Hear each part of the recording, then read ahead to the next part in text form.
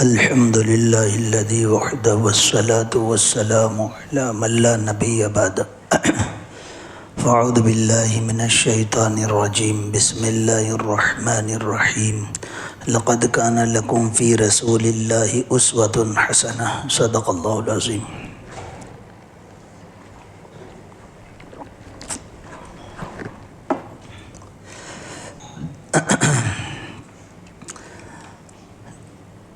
رسول اللہ صلی اللہ علیہ وسلم کی آمد کا مہینہ ہے اور گزشتہ بھی اس پر کہ رسول اللہ صلی اللہ علیہ وسلم اور انبیاء اکرام علیہ السلام کے دنیا میں آنے کا مقصد کیا ہے اس پر کچھ روشنی ڈالی گئی. انبیاء اکرام علیہ السلام کو بھیجنے کا اللہ تبارک و تعالیٰ کا مقصد یہ ہے کہ انسان اللہ کی مرضی والی زندگی گزارے اور اللہ کی مرضی کو طریقہ رسول اللہ صلی اللہ علیہ وسلم کا اختیار کرے. مثلا نماز پڑھنا اللہ کی مرضی ہے لیکن اپنی مرضی سے نہیں پڑھ سکتے کہ کبھی بھی پڑھ لی، کتنی بھی پڑھ لی، کیسے بھی پڑھ لی، کہاں بھی پڑھ لی، ایسا نہیں ہے. تو اللہ کے اوامر اور اللہ تبارک و تعالیٰ کی مرضی اور اللہ تبارک و تعالیٰ کے احکام کی بجا آوری وہ رسول اللہ صلی اللہ علیہ وسلم کے طریقے پر ہو اور اس طریقے کو سنت طریقہ کہتے ہیں. اور اتنی بات یاد رکھیں گے کہ حضرت محمد الرسول اللہ صلی اللہ علیہ وسلم اللہ تبارک و تعالیٰ کے محبوب ہیں اور اللہ تبارک و تعالیٰ کو اپنے محبوب صلی اللہ علیہ وسلم کا طریقہ پسند ہے اور اس طریقے کو جو پسند کرے، اس طریقے کو جو اختیار کرے، اس طریقے پر جو زندگی گزارے، اللہ تبارک و تعالیٰ کو وہ بندہ وہ بندی بھی محبوب ہے. یعنی محبوبیت اگر حاصل کرنی ہے اللہ تبارک و تعالیٰ کی تو طریقہ رسول اللہ صلی اللہ علیہ وسلم کا اپنی زندگی میں اختیار کرنا پڑے گا. اب عامتاً ہم لوگ زندگی گزارتے ہیں لیکن بہت زیادہ سنتوں کا استحضار نہیں ہوتا، تو تھوڑا سا سنتوں کا مذاکرہ ہی کر لیں. اور کوئی ہم بہت بڑے علم والے، کوئی بہت بڑے تقویٰ پرہیزگاری والے نہیں ہیں، لیکن چھوٹی چھوٹی باتیں جو ہماری روز مرہ زندگی میں آ رہی ہے اس کو ہم کیوں نہیں اختیار کریں، بلکہ اس کو اختیار کر کے اپنی زندگی کو نور والی نورانی بنائیں. اور چھوٹی چھوٹی سنتوں کو اختیار کرنا اور اس پر عمل کرنا ہی ہمیں اللہ تبارک و تعالیٰ کے بڑے احکامات پر چلنے میں طاقت عطا فرمائے گا. بڑی آگ جلانی ہو تو چھوٹی آگ سے شروعات اور ابتدا کر دیں. تو ایسے ہی دل کے اندر اللہ کی محبت اور اللہ تبارک و تعالیٰ کا قرب حاصل کرنے کے لیے سنتوں سے اور چھوٹی چھوٹی سنتوں سے ابتدا کی جائے. رات جتنے زندگی کے کام ہیں، رات سونا ہے، صبح اٹھنا ہے، استنجا میں جانا ہے، وہاں سے آنا ہے، کھانا کھانا، ناشتہ، اللہ کے دربار میں آنا جانا، کپڑے پہننا اتارنا، یہ روز مرہ کے ہمارے کام ہیں. ان روز مرہ کے کاموں میں اگر ہم اپنے رسول صلی اللہ علیہ وسلم کے طریقے کو اختیار کریں، ایک اختیار کرنا اور دوسرا استحضار، وہ اس سے بھی آگے کہ آدمی سنت طریقے پر عمل بھی کرے اور اس کا استحضار بھی ہو کہ یہ میرے رسول صلی اللہ علیہ وسلم کی سنت ہے. مثلا آدمی جوتا پہن رہا ہے، رات بھر جوتے رکھے ہوئے ہیں گھر میں، اب صبح پہن رہا ہے، صبح پہنے تو ان جوتوں کو لے کر جھاڑ دیا اور اس کو جھٹک لیا تو یہ سنت طریقہ ہے. لیکن استحضار ہو کہ ہاں یہ میرے رسول صلی اللہ علیہ وسلم کا طریقہ ہے تو وہ بہت زیادہ ہمیں آگے اور تقرب الی اللہ اور بہت زیادہ ہمیں نور کی طرف اور اللہ کے قرب کی طرف لے جانے والا ہے. بہرحال ابتدا یہاں سے تو کرنی چاہیے کہ کم میں کم سنتیں معلوم تو ہو ہمیں. رات سونے میں بالکل موٹی موٹی باتیں ہیں کہ جلدی سونے کی فکر کرے، بسترے کو جھاڑ دیا جائے، اپنے بسترے پر جائے تو بسم اللہ بولے. بلکہ درمیان میں اور سنتیں بھی بتاتا چلوں کہ ہر اچھے کام کو دائیں طرف سے رائٹ ہینڈ سائڈ سے کرے اور ہر اچھے کام میں بسم اللہ بولے. بلکہ گھر کی مستورات ہے، اگر ایک سالن بنا رہی ہے، وہ سالن میں 10-15 چیزیں گر رہی ہے، مرچی ہے، ہلدی ہے، گرم مسالہ ہے، تیل ہے، پیاز ہے، گوشت ہے، ہر چیز کو بسم اللہ بول کر ڈالے. ایک تو یہ کہ سالن بنانے کی ابتدا بسم اللہ سے، لیکن سالن کے اندر ہر چیز بسم اللہ بول کے ڈالی جا رہی ہے. تو بہت بسم اللہ الرحمن الرحیم یا بسم اللہ یہ بہت بابرکت اور بہت بڑی چیز ہے، بہت بڑا اللہ تعالیٰ کی طرف سے دیا ہوا عطیہ ہے، لہذا اس کو زندگی میں لانا چاہیے. تو بہرحال سونے میں آدمی کو چاہیے کہ بسم اللہ بول کر بسترے پہ جائے. بسترے کو جھاڑ دیا ہے، سوتے وقت کچھ اوراد و وظائف کچھ نہ کچھ تو پڑھے. ایسے دور سے گزر رہے ہیں کہ آدمی بس رات سو رہا ہے تو سوتے سوتے فون گر رہا ہے اور سو رہا ہے. کیا اس طرح سونا؟ کچھ تو یاد ہو کہ یہ وہ نعمت ہے کہ بڑے بڑے مال والے جب ان کی نیندیں اچٹ جاتی ہے اور نیند نہیں آتی، اس وقت ان کی رات کیسے گزرتی ہے. ہم تھکے ہوئے حضرات ہیں، سمجھ دن بھر محنت مزدوری کی ہے، نیند فوراً آ جائے گی. کوئی دوسرا کام کرنے سے بہتر ہے کہ کم میں کم سوتے وقت لا الہ الا اللہ محمد الرسول اللہ پڑھ لے. صبح اٹھے تو لا الہ الا اللہ محمد الرسول اللہ پڑھ لے. بہت بڑی اس کی فضیلت ہے. سورہ بقرہ کی آخر کی آیتیں پڑھ لے، سونے کی دعا پڑھ دے. سرما لگانے کا تو ماحول ہی ختم ہو گیا، کوئی سرما لگا ہی نہیں رہا. سرما بھی بکنا کم ہو گیا چونکہ ہمارا خریدنا کم ہو گیا، کوئی سرما ہی نہیں لگا رہا. قیامت تک میک اپ کے سامان تو کم نہیں ہوں گے. ایک اللہ کے رسول صلی اللہ علیہ وسلم کی طرف سے مردوں کو اس میں بھی آنکھوں کی تندرستی اور بہت زیادہ فوائد ہیں، لیکن مردوں نے سرما لگانا چھوڑ دیا. بہرحال سرما لگا کر سوئے، دائیں کروٹ پر سوئے. اب کیسے بھی سو جاتا ہے آدمی. بعض تو چھوٹے بچے کبھی الٹا سوئیں تو بات ہو رہے، بڑے بڑے ہو گئے، جوان ہو گئے، عورتیں الٹا سو رہی ہے. تو الٹا سونے کا تو کوئی معنی ہی نہیں، وہ تو بالکل ہی غیر مہذب طریقہ ہے. لہذا دائیں کروٹ پر سونا چاہیے. رات اگر کوئی خواب آ گیا ڈراؤنا، دیکھو تو صحیح کہ رسول اللہ صلی اللہ علیہ وسلم نے کوئی ایسا پہلو، کوئی ایسا موقع جہاں پر ہماری رہبری نہ کی ہو. خواب کوئی ڈراؤنا دیکھا، اعوذ باللہ من الشیطان الرجیم پڑھے، دھتکار دے، کروٹ بدل لے، سو جائے. جلدی اٹھنے کی نیت اور جلدی اٹھنے کے ارادے سے، تہجد کی نیت سے سوئے. فجر کی نماز تو کم از کم ہر مسلمان یہ نیت کر کے سوئے کہ فجر کی نماز جماعت سے پڑھوں گا. لیکن کوئی نیت نماز پڑھنے کی ہوتی ہی نہیں ہے. اور کبھی کوئی پوچھ لے تو کہ آنکھ کھلتی بھی ہے تو آ نہیں سکتا.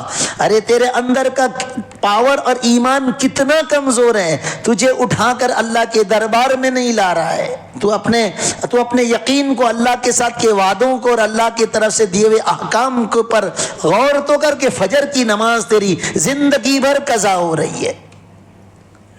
لا الہ الا اللہ.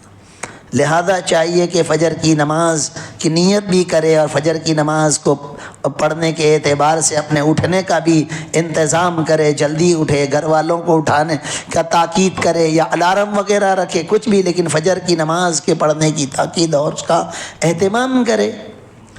اٹھنے کے ساتھ ہی رسول اللہ صلی اللہ علیہ وسلم جب بھی نیند سے بیدار ہوتے تھے تو مسواک کرتے تھے. یہاں تو صبح اٹھنے کی کیا بات ہے، مسواک کرنے کا ماحول ہی چھوڑ دیا.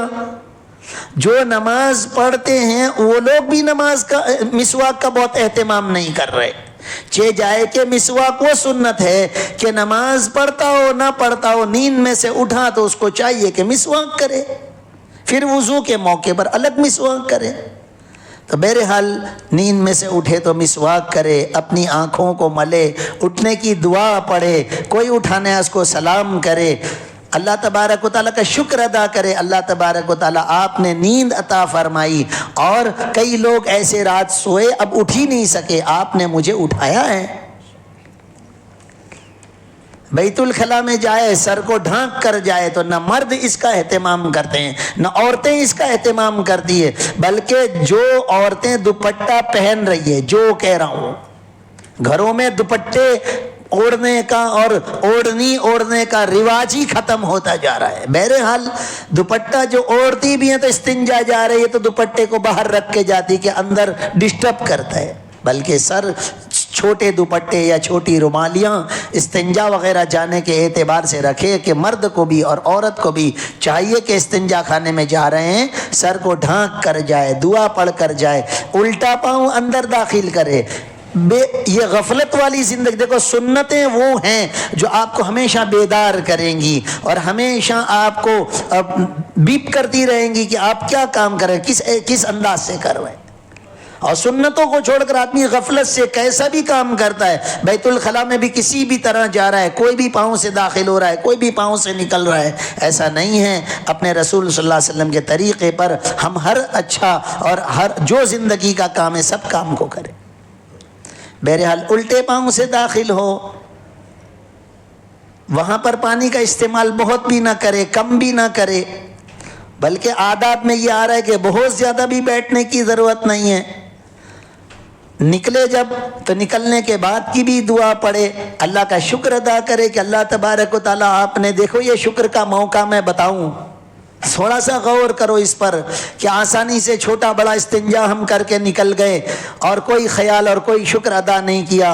اب سوچو اس بات کو کہ جو پیشاب اور پاخانہ میں کر کے نکلا اگر یہ میرا رک جاتا، بتاؤ اس کے لیے میں تکلیف اٹھاتا کہ نہیں، بتاؤ میں ہسپتالوں میں جاتا کہ نہیں، بتاؤ میرے سطر کھولنے پڑتے کہ نہیں، بتاؤ میرا پیسہ خرچ ہوتا کہ نہیں، بتاؤ میرے گھر والے بھی ڈسٹرب ہوتے کہ نہیں۔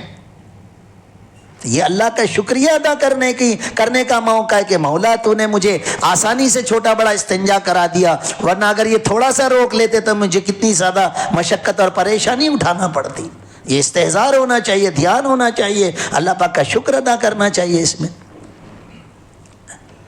اپنے کپڑوں کے پہننے میں برسوں سے عادت پڑی ہوئی ہے، الٹے ہاتھ سے پہن رہے ہیں، نہ بھائی بسم اللہ بول کر دائیں آستین اور دائیں طرف سے کپڑے کا انتخاب کرے۔ بنیان پہن رہے ہیں، چاہے اظہار پہن رہے ہیں، چاہے قمیص کرتا پہن رہے ہیں، چاہے اس کے اوپر اور بھی کوئی کپڑے پہن رہے ہوں، سب کو دائیں طرف سے پہنے، بسم اللہ بول کر پہنے۔ کپڑے اتارنے کے موقع پر بھی بسم اللہ بولے۔ یہ حدیث پاک کے مفہوم کے اندر ہے کہ جو کپڑے اتارنے کے موقع پر بسم اللہ بولتا ہے تو شیطان اور انسان کے درمیان پردہ ہو جاتا ہے، پھر وہ ہمارے سطر کو نہیں دیکھ پاتا۔ تو بہرحال یہ چیزیں ہیں کہ اس پر عمل آدمی کو کرنا چاہیے، اور یہی چھوٹی چھوٹی باتیں جو روز مرہ کی ہے۔ کھانا کھا رہا ہے آدمی، بسم اللہ بول کر کھائے تو کھانے میں بسا اوقات بسم اللہ آدمی بھول جاتا ہے، دائیں ہاتھ سے کھائے۔ کئی لوگ ایسے الٹے ہاتھ سے کھا پی لیتے ہیں سمجھ میں، اور اللہ تبارک و تعالیٰ کا کھاتے ہوئے ذکر کرنا بھول جاتے ہیں۔ اللہ کی بیش بہا نعمت ہے روزی روٹی اور کھانا پینا، لہذا اللہ کے شکر کے ساتھ استحضار کے ساتھ آدمی کو چاہیے کہ اللہ تبارک و تعالیٰ کا دیا ہوا کھانا اور رزق ہے اس کو تناول فرما، اس کو کھائے۔ بہرحال کھانا کھانے کی دعا تو اکثر بھول جاتے ہیں، بلکہ میں بتاؤں کہ ناشتہ کرنے بیٹھتے ہیں تو ناشتہ کیا بالکل دوسرا کھانا ہی ہوتا ہے کہ روٹی سالن کھا رہا ہے، روٹی اور انڈے وغیرہ کھا رہا ہے آدمی، لیکن اس میں بسم اللہ بھول جاتا ہے۔ اور ناشتے کے بعد تو کھانے کی دعا یاد ہی نہیں رہتی کیونکہ کھانا کھایا ہی نہیں ہے، ناشتہ کیا ہے۔ چائے پی رہے ہیں بسم اللہ بولنا بھول جاتے ہیں، پانی پی رہے ہیں بسم اللہ بولنا بھول جاتے ہیں، پانی پینے کے بعد دعا بھول جاتے ہیں۔ او بھائیو، ہم نبی کے غلام ہیں، یہ غلامی کے ظاہر کرنے والے اعمال ہیں کہ ہاں میں نبی کا غلام ہوں، ہاں میں نبی سے محبت کرتا ہوں اور نبی کے طریقے سے محبت کرتا ہوں اور نبی کے نور والے طریقے کو اپنی زندگی میں لانے کو میں فخر محسوس کرتا ہوں۔ یہ ہونا چاہیے۔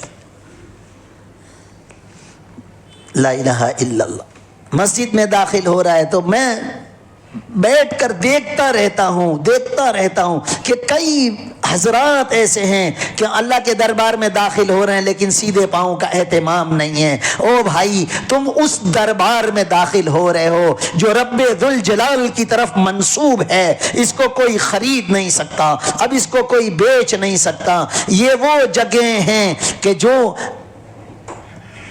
قیامت کے بعد، مرنے کے بعد جنتوں میں جائیں گے۔ یہ جگہوں کو بھی اللہ تبارک و تعالی جنتوں میں لے جانے والے ہیں۔ لہذا یہاں پر داخل ہونے کے آداب ہیں۔ درود پاک پڑھے، بسم اللہ والصلاۃ والسلام علی رسول اللہ، اللہم افتح لی ابواب رحمتک، دائیں پاؤں سے اس طرح کہتے ہوئے داخل ہو، اعتکاف کی نیت کرے۔ لیکن نمازی حضرات بھی اس کا اہتمام نہیں کرتے، لہذا اہتمام کریں، نکلنے میں الٹے پاؤں سے نکلنے کا اہتمام کریں، اس موقع پر بھی دعا پڑھے۔ بہرحال یہ چھوٹی چھوٹی جو سنتیں ہیں۔ غسل کا موقع آیا، غسل آدمی، دیکھو میں بتاؤں کہ باہر چلو کسی جگہ کوئی ہم نے عمل کیا تو اس میں تو یوں سمجھو کہ چلو کہیں ریاکاری کا خیال بھی رہ گیا، لیکن غسل خانے کے اندر غسل کر رہا آدمی، کوئی نہیں دیکھ رہا اس کو۔ کوئی چھوٹا بچہ بھی اگر اللہ نہ کرے کوئی دراڑ میں سے جھانکتا تو ہم اس کو ڈانٹ کے بھگائیں گے، یہی بھاگ جا کر کے۔ تو ایسی جگہ جہاں کوئی نہیں دیکھ رہا، اب تم آقا کی سنتوں کے ساتھ غسل کرو گے، بتاؤ تمہارا وہ عمل اخلاص والا ہوگا کہ نہیں، کہ خالص اللہ کے لیے کیا، کوئی دیکھنے والا نہیں ہے۔ تو غسل سے پہلے چاہیے دونوں ہاتھ گٹے تک دھو لے، جہاں ناپاکی لگی ہے اور استنجا کر لے، ناپاکی لگی ہے اس کو دھو لے، بسم اللہ پڑھ لے، ناپاکی دور کرنے کی نیت کر لے، مکمل وضو کرے اور پورے بدن پر 3 مرتبہ پانی بہائے۔ یہ 6 سنتیں غسل کی ہے۔ اور بھی ہے کہ کعبہ شریف کا خیال کرے کہ پیٹھ اور منہ نہ ہو وغیرہ۔ بہرحال یہ سنتیں زندگی میں اپنانے کی ضرورت ہے۔ ہم نبی کے غلام ہیں، کسی کے طریقے پر ہم جئیں گے نہیں۔ ہمیں جینے کے لیے سب سے بڑا، سب سے اچھا طریقہ سب سے بڑے نبی کے ذریعے سے ملا ہے، اور اس سے اچھا طریقہ آج تک کوئی سائنس اور کوئی دنیا کا ایجوکیشن نہ لایا ہے، نہ لا سکے گا۔ اس کو چھوڑ کر جینے کو ہم گوارا کیسے کر سکتے ہیں؟ لہذا آج سے ہم ارادہ کریں کہ زندگی کے ہر چھوٹے بڑے کاموں کو ہم اپنے رسول صلی اللہ علیہ وسلم کے طریقے پر کریں گے، اور جو سنتیں نہیں معلوم ہیں ان سنتوں کو اختیار کریں گے۔ لنگی پہننے کا ماحول ہی چلا گیا، کوئی لنگی پہن ہی نہیں رہا، یہاں تک کہ تہبند اور لنگی باندھنے کا طریقہ رسول اللہ صلی اللہ علیہ وسلم نے بتایا کہ آگے سے کچھ جھکی ہوئی ہو، پیچھے سے اونچی ہو۔ اور اللہ کے رسول صلی اللہ علیہ وسلم نے پوری حیات طیبہ میں تہبند اور لنگی کو ہی پہنا۔ کہاں آپ نے گھوڑوں کی سواریاں کی، اونٹوں کی سواریاں کی، جنگ کے میدانوں میں گئے، سفر حضر کیا، ہمارے رسول صلی اللہ علیہ وسلم نے ہمیشہ لنگی کو پہنا۔ کم از کم اس لنگی کے فوائد کو دیکھو اور نبی کی سنت کو دیکھو کہ راتوں کو کم میں کم ڈھیلے ڈھالے کپڑے اور سنت طریقے سے اپنی لنگی کو تو پہننے کا رواج ڈالو، لیکن اپنے غور تو کرو کہ کس طرح ہم سے رسول اللہ صلی اللہ علیہ وسلم کی سنتوں کو چھینا گیا، کہ مسواک لے لی گئی، برش دے دیا گیا، لنگیاں لے لی گئی، لہنگے دے دیے گئے، یہ سارا سب غور نہیں کرتے ہم۔ لہذا چاہے بالوں کی تراش خراش ہو، چاہے اپنا چہرہ مہرا ہو، ہم اپنے نبی کے طریقے پر اپنا چہرہ، اپنے زندگی کے کاموں کو کریں گے۔ اللہ تبارک و تعالی ہم سب کو کہنے سننے سے زیادہ عمل کی توفیق عطا فرمائے۔ وآخر دعوانا الحمدللہ۔